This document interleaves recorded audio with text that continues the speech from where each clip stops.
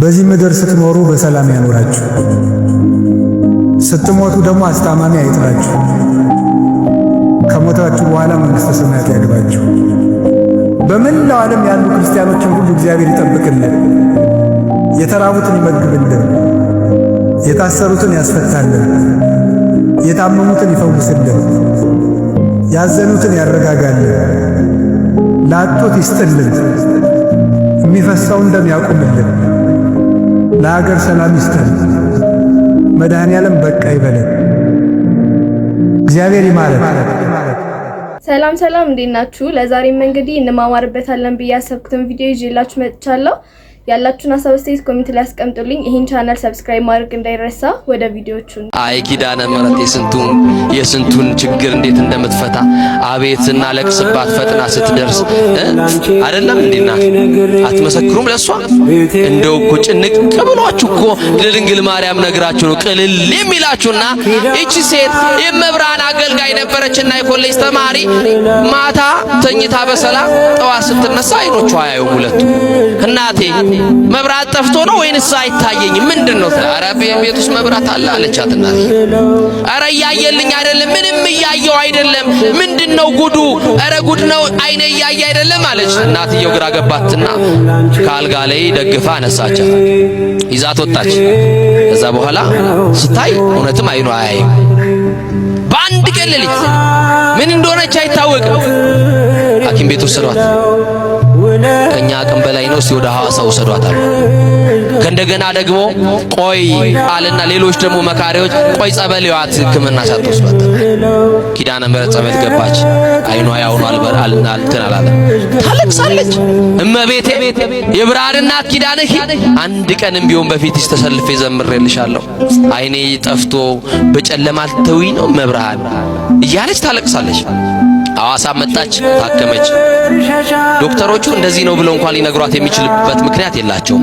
ብቻ ግን ጠፍቷል። ምን ብሏል? ጠፍቷል። እና ቤተክርስቲያን ደግፈው መውሰድ ጀመሩ። በራሷ ወጣ ምትገባዋ በሰው ላይ ወደቀች። እናትም ትሰለቻለች፣ አባትም ይሰለቻል፣ እህትም ወንድምም ለጊዜው ነው። እንኳን ሰው እንዳያት ወደ ጓዳ አስገቧት ይባላል። መጋረጃ ተጋረደባት፣ በር ተዘጋባት። የቤቱ አባል ጠቅላላ ነጭ ነጠላ ለብሰው የአገር ባህል ልብሳቸውን ለብሰው ኪዳነ ምሕረትን ለማክበር ለማንገስ ወደ ንግስ ስፍራ ወደ ኪዳነ ምሕረት ሄዱ። እኔንስ ያገለገልኳት ኪዳነ ምሕረት እኮ ናፍቃኛለች፣ ደጇን ሳረግጥ እኮ ሰንብቻለሁ፣ ተው ውሰዱኝ አለች። አንቺን እየጎተትን አኑ ለማርፈሽ ቤት ጠብቂ ያሏትና እናትም አባትም ወንድምም እህትም ጨክኖ በር ቁልፍ አደረገባት። ምን አደረገባት? ተቆለፈባት። ከውስጥ ሆና እየየ አለች። ኪዳነ ምሕረት የኔ እናት ደግ ነሽ አውቃለሁ፣ ፈተናዬ ነው አውቀዋለሁ፣ ለጸጋ አርጊልኝ፣ እንድታገስ የሚችልበትን አቅምና ጉልበት ስጪኝ አለችና ለመነቻት። አቅም ትስጠን ድንግል ማርያም። ዛሬ ያንቺን ታምራ ያለው አገልግዬሽ ከሆነ ድንግል ማርያም ዘምሬልሽ ከሆነ ኪዳነ ምሕረት ያንቺን ታምር ማየው ዛሬ ነው አለች። የተዘጋብኝን በር ክፈችልኝ፣ ይሄንን በር ክፈችና በአውደ ምሕረትሽ ቆሜ ታቦትሽ በቆመበት ስፍራ የምነግርሽ ሚስጥር አለ። ብቻ የተዘጋብኝን በር በየትኛውም መስመር መክፈት ትቻለሽ፣ ክፈችልኝ። እኔ አይኔ የለኝም፣ በሩ ከውጭ ነው የተቆለፈው አለችና ነገረቻት። ከሆነ ደቂቃ በኋላ እንባዋ ሳይቆም ለቅሶ ላይ ያለች በሩ ተንኳኳ። ለመክፈት ወደ በሩ ጠጋ አለች እየዳበሰች። ማን ልበል አለች። የሩቅ ዘመዳቸው እግር ጥሎት ድንገት የመጣ ዘመድ ነው። የዚችን ብላቴና አይኗ መጥፋቱን አልሰማም፣ እንግዳ ነው። በሩ የተቆለፈው ከውጭ ነው። ቤተ ክርስቲያን ሄደዋል። እኔ ብቻ ነኝ ቤት ውስጥ ያለሁት፣ ከቻልክ በሩን ክፈትና ውስጥ ገብታ አነጋግረኝ አለች። ከፈተውና ወደ ውስጥ ሲገባ ያቺ ሕፃኑን የሚያውቃት ልጅ አይኗ ጠፍቶ ምን ሆነሽ ነው? አላውቅም፣ ተኝቼ ስነሳ አይኔ ጠፋ። ለምን ታለቅሻለሽ? ኪዳነ ምሕረት ናፍቃኝ፣ እመቤቴ ናፍቃኝ። የታመመ ሰው መድኃኒት እንደሚናፍቅ እኔም ደግሞ በኪድን ዓለም ተብላለች፣ መድኃኒት ወልዳለች። የሁሉ መፍትሄን ድንግል ማርያም የሕይወታችን አጣፋጭ ቅመም እኮ ናት ድንግል ማርያም። በቃ ናፈቀችኝ ረገላት ምን ላርግልሽ እንዲህ ያለ ቦታ ላይ ልብስ አለኝ ስጠኝ አልብሰኝ፣ ነጠላይም እንዲህ ያለ ቦታ አለ አምጣና አልብሰኝ፣ እጄን እየመራ ኪዳነ ምሕረት ውሰደኝ ጉዳይ አለኝ። ይሄንን በር የከፈተችልኝ ማናት አለች። ይዟት እጇን ይዞ ወደ ኪዳነ ምሕረት ወደ ቤተ ክርስቲያን መሄድ ጀመረ። ቤተ ክርስቲያን ሄደና እንዳይረጋግጧት አይን ስለሌላት የቱ ጋር ላቁምሽ ሰው የሌለበት ቦታ ይሻልሻል? አይደለም ጉዳይ ከኪዳነ ምሕረት ነው። የምን በጀርባ ነው የምታቆመኝ? የምን መሸሽ ነው ጉዳዬ? እሷ ፊት ለፊት ታቦቱ ዞሮ ሲቆም ከፊት ለፊቱ ጋር ሊቃውንቱ ወረብ ከሚወርቡበት ቦታ ላይ ተወኝ አሁን ሰው አልፈልግም አለችው። እዛ ስትደርስ አንቺና እሺ ብሎ እጇን ለቆ በያይዞሽ ብሏት ተዋት። እያለቀሰች አብረዋት የሚያገለግሉ ዘማሪያን እንባቸውን እያወረዱ ድሮ አብረዋት ነበር የሚዘምሩት። ዛሬ ከነሱ ተለይታለች። ሲያዩዋት አይነ ስውሯ ጓደኛቸውን እያዩዋት እያነቡ በእንባ ተቃቅፎ ማልቀስ ሲጀምሩ ቆዩኝ አንድ ጊዜ ጉዳይ አለኝ ከመብራን ጋር አገልግዬሽ ከሆነ ኪዳነ ምሕረት እናቴ የዘጋችብኝን በር የከፈትሽልኝ፣ ወንድም እህቶቼ የዘጉብኝን በር ከፍተሽ ያስወጣሽን ኪዳነ ምሕረት ዛሬ ደግሞ የሚቀርሽ አንድ በር አለ። የቤታችንን በር ከፍተሻል። ልጅሽ ደግሞ ብርሃን ነው። ምንድነው? ብርሃን ነው፣ መፍትሄ ነው፣ መድኃኒት ነው። የተዘጋውን አይኔን ደግሞ ክፈችልኝና ወደ ተዘጋው በር ቤቴ አልመለስም፣ ደጅሽን እየጠረኩ ላገልግልሽ፣ ተአምር ስሪ አለችና ነገረቻት። ከዛ ይህንን እየጮኸች እያለቀሰች ስትናገር የሆነ እጅ መጣና ግንባሬ ላይ ተቀመጠ አለች። የማን እጅ ይሆን? የማን እጅ ይሆን? ይሄ እጅ ያስፈልገናል። ጌታን የታቀፉ እጆች፣ ንጹሃት የሆኑ እጆች፣ ቅዱሳን የሆኑ እጆች፣ ኃጢአት ያልሰሩ እጆች። የኢየሱስ እናት የማርያም እጅ በትዳርሽ ያስፈልግሻል፣ በሕይወት ያስፈልጋል። ይሄ እጅ ሲገባ ነው ጣልቃ ሲገባ ነገሮቻችን የሚቀየሩት። እጇን ታስገባ ኪዳነ ምሕረት በቤታችን እና ከእጇ የሚወጣው መዓዛ ልቤን ማረከኝ። የማን እጅ ነው ብዬ እንዳላነሳ በአፍንጫዬ የሚገባው ከእጇ የሚሸተኝ መዓዛ ልቤን ማርኮታል። ዝም አልኳት አለች። ከዛ በኋላ ከተወሰነ ደቂቃ በኋላ በሁለት ጣቷ ሁለት አይኗ ነካ ስታረጋት እንደ ቅርፊት የመሰለ ነገር ውድቅ ሲልላት የመጀመሪያው የታቦቷ የኪዳነ ምሕረትን ታቦት ከፊት ልኝ አይኔ ተከፈተ አለችና በሕዝብ መካከል አይኗ ጠፍታ በሰው ምርኩዝ የመጣችው አይኗ በርቶላት በኪዳነ ምሕረት ማንም አልነካትም፣ ማንም አልጸለየላትም፣ ማንም አልዳሰሳትም። ግን የኪዳነ ምሕረት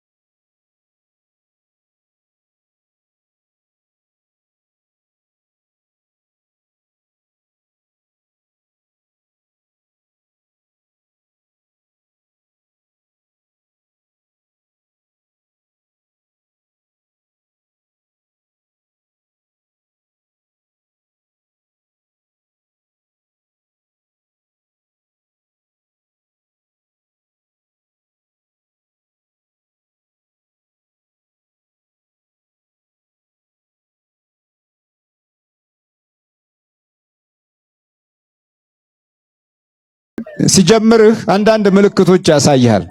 ቅዠት ምናምን፣ አንዳንዴ መንፈራገጥ፣ አንዳንዴ መኝታህን መለወጥ፣ አንዳንዴ አቅጣጫ ትራስህን ማዛባት፣ እነዚህ አንዳንድ ምልክቶቹ ናቸው። ሌሊት መባተት፣ ድንገት መበርገግ፣ የልብ መምታት በየሰዓት እየጠበቀ እነዚህ ጠባያቶቹ ናቸው። ዓይንህ ላይ ደግሞ በሚቀመጥበት ጊዜ ብዥታዎች፣ አንዳንድ ጊዜ የምታየውን ነገር በመንፈሱ ዓይን እንድታይ ያደርጋል። የምትመርጠውን ነገር በመንፈሱ እንድትመርጥ ያደርጋል። ውስጥ የህይወት ምርጫህ ላይም ሁሉ በስውር ብዙ ነገሮችን ያዛባብሃል።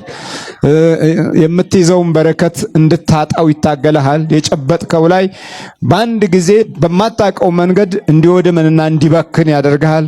የነካኸው ያየኸው ሁሉ መባረክ ያቅተዋል።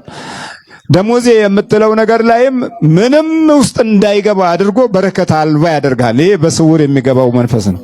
በስውርም የሚሰልቡ አሉ፣ በስውርም የሚነጥቁ አሉ። እግዚአብሔር በስውር የሚያይህ ከሆነ በግልጽ ይህንን ጠላትህን እንድትቋቋም የሚያግዝህ ታዲያ የዕለት አምልኮት ሲኖርህ ነው።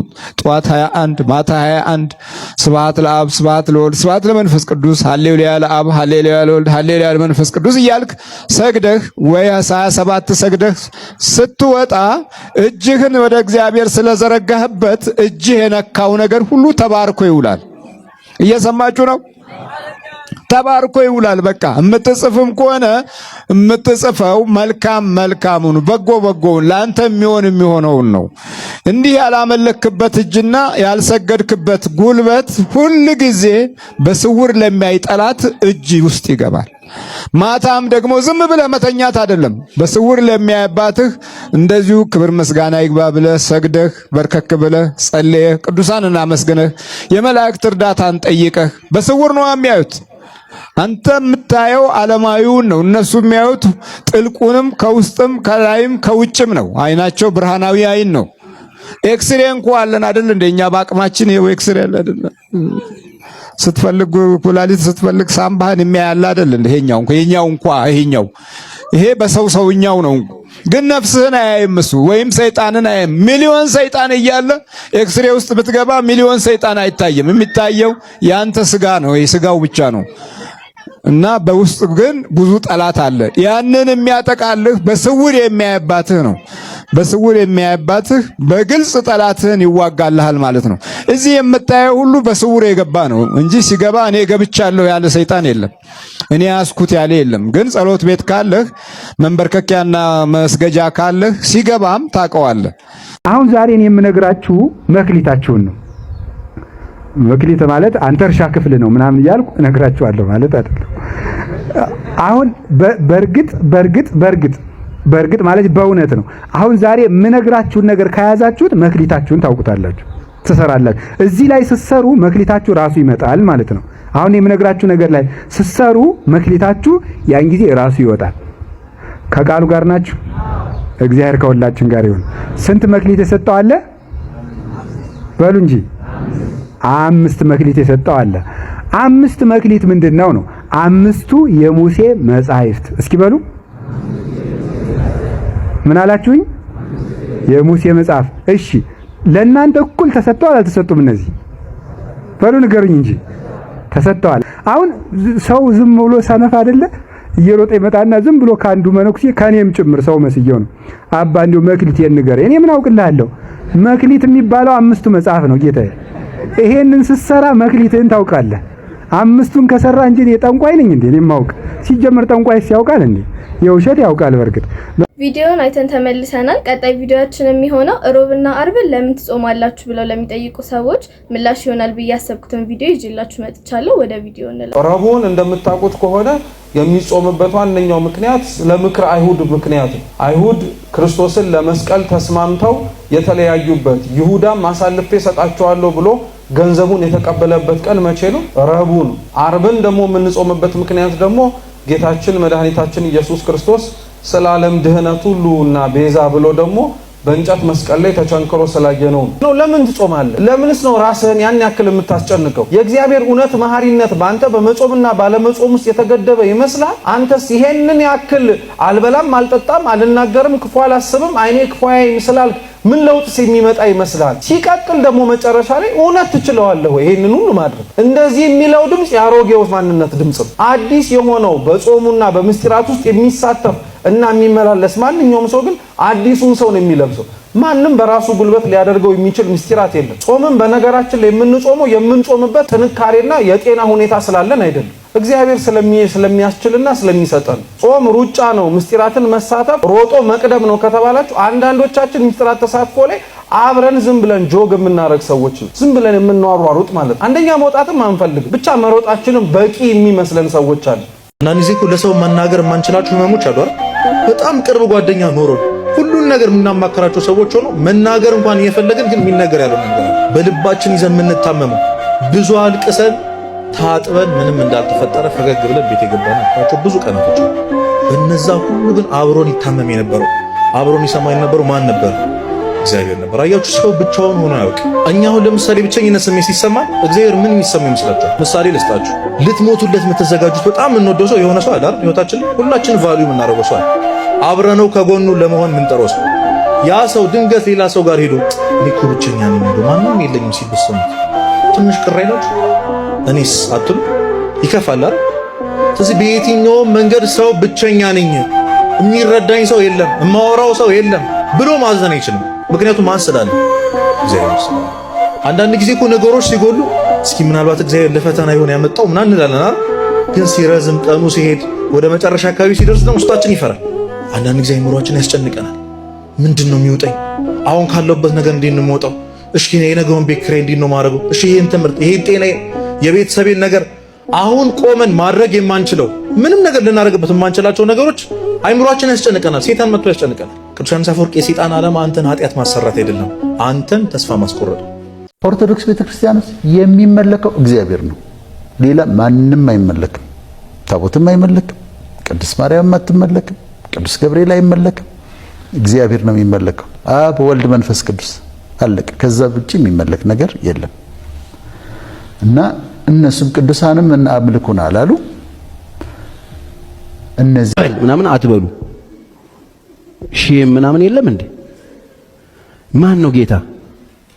ጥሩልኝ እስቲ። ምን ነው ድምጻችሁ ጠፋ? ኢየሱስ ነው አይደል? ኢየሱስ የለም እነሱ ጋር። እንደሱ ነው የምታምኑት? በጣም ተረጋጉ። ወንጌል እንሰብካለን ብለው በጣም ብዙ ሰው እያበላሸ ነው እንዴ። መድኃኒዓለም ማን ነው? አማኑኤል ማን ነው? ማርያም ማን ናት?